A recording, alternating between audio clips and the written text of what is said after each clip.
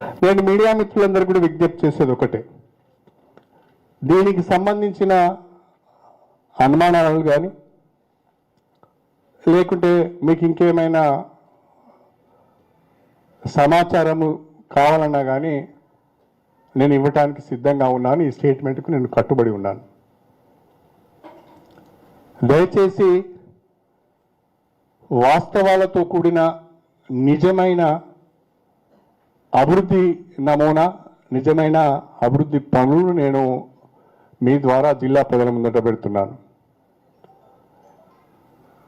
చాలామంది చాలా రకాల విమర్శలు చేస్తున్నారు. కొంతమంది ఆనాడు ముఖ్యమంత్రి గారు వచ్చి 800 కోట్ల రూపాయల పనులకు ఫౌండేషన్ ఆనాడు వేస్తే 800 కోట్లు కాదు కదా, 8 పైసలు రాలేదని ఒకరు అంటారు. ఇంకో ఆయన ఏమంటాడు, ఇవన్నీ మేము గతంలోనే అనుకున్నాము, ఆర్డర్లు ఇప్పుడు వచ్చినాయని ఇంకో ఆయన అంటాడు. దీంట్లో దయచేసి మా మీడియా మిత్రులందరికీ ప్రతి జియోకు సంబంధించిన డేట్ ఉన్నది.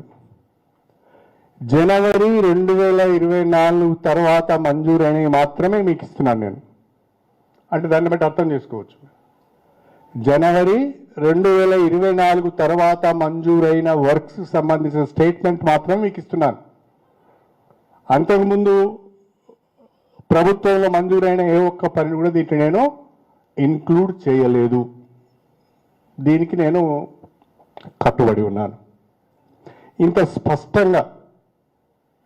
స్పష్టంగా డెవలప్మెంట్ వర్క్ సంబంధించిన statement with dates, with amount, with status నేను ఇస్తున్నాను. ఇది మా మీడియా మిత్రులకి కాకుండా విమర్శలు చేసే వాళ్ళందరికీ కూడా దీన్ని పంపించాలని నేను అనుకుంటున్నాను.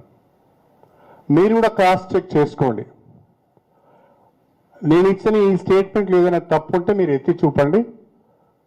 దానికి సమాధానం చెప్పడానికి నేను సిద్ధంగా ఉన్నానని చెప్పి ఈ సందర్భంగా తెలియజేస్తున్నా. కొంతమంది చాలా చౌకబారు విమర్శలు చేస్తున్నారు. సంస్కారము, సభ్యత అనేది వాళ్ళ జీవితంలో లేదు, వాళ్ళ నిజ జీవితంలో లేదు. కాబట్టి అందరూ అదే రకంగా ఉంటున్నారని అనుకొని సభ్యత, సంస్కారం లేకుండా విమర్శలు చేస్తున్నారు. భాష ఎక్కడి కనుక పోయింది అంటే, ఒక పోస్ట్ గ్రాడ్యుయేషన్ చదివిన వ్యక్తి, ఒక మెడిసిన్ చేసిన వ్యక్తి, ఒక ఇంజనీరింగ్ చేసిన వ్యక్తి, ఒక అడ్వకేట్గా పనిచేసిన చదువుకున్న వ్యక్తి కూడా హోందాతనాన్ని కోల్పోయి, మానవత్వాన్ని కోల్పోయి, రాజకీయంగా మాట్లాడవలసిన విషయాలను వ్యక్తిగత దూషణలకు దిగజార్చే ప్రయత్నము, రాజకీయ వ్యవస్థను భ్రష్టు పట్టించే ప్రయత్నం జరుగుతున్నది. ఇది మా జిల్లాలో ఉన్న మా మీడియా మిత్రులందరూ కూడా గమనించాలని చెప్పి నేను కోరుతున్నా.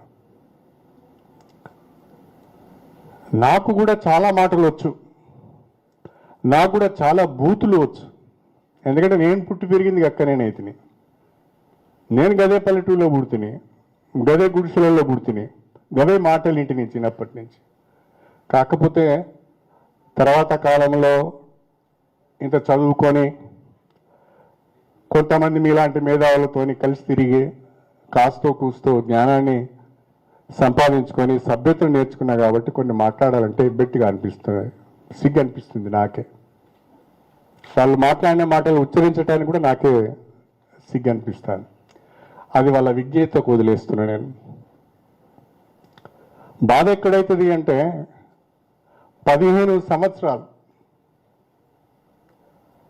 ప్రజలు అవకాశం ఇస్తే, ఎమ్మెల్యేగా గెలిపిస్తే 15 సంవత్సరాలు నియోజకవర్గాన్ని పట్టించుకోకుండా, అభివృద్ధి పైన ఒక ప్రణాళిక లేకుండా, సంక్షేమం గురించి ఆలోచన చేయకుండా, రాజకీయం అంటే అవినీతి అక్రమాలనే విధంగా నిర్వచనం చెప్పి, బీఫామ్లు అమ్ముకొని, దళిత బంధు అమ్ముకొని, తన చిల్లర చేసిన ద్వారా, చిలిపి చేసిన ద్వారా నియోజకవర్గానికి చెడ్డ పేరు తెచ్చిన వ్యక్తి కుసంస్కారి లెక్క మాట్లాడుతూ ఉంటే సమాధానం చెప్పాలంటే కూడా బాధ అనిపిస్తున్నది. రాజకీయ విధానాలపైన సమాధానం చెప్తాం. ఎస్, ఈ వర్క్ నువ్వు తెచ్చినావనో ఇది తేలేదు, నువ్వు తప్పు మాట్లాడుతున్నావు అంటే సమాధానం చెప్తాం. లేదు, నువ్వు ఈ హామీ ఇచ్చినావు, నువ్వు ఈ హామీని నిలబెట్టుకోలేదు అని అంటే దానికి మనం సమాధానం చెప్తాం. అలా కాకుండా ఇష్టం వచ్చిన రీతిలో మాట్లాడే ప్రయత్నం చేస్తున్నారు.